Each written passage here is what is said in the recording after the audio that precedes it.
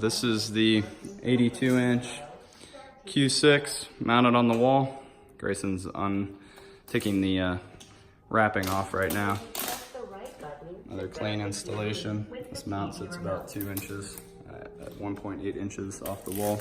We have all the wiring coming out down the wall here and going into his entertainment console with all the wires hidden. Thank you for watching. This is Zach with Dreamedia Home Theater.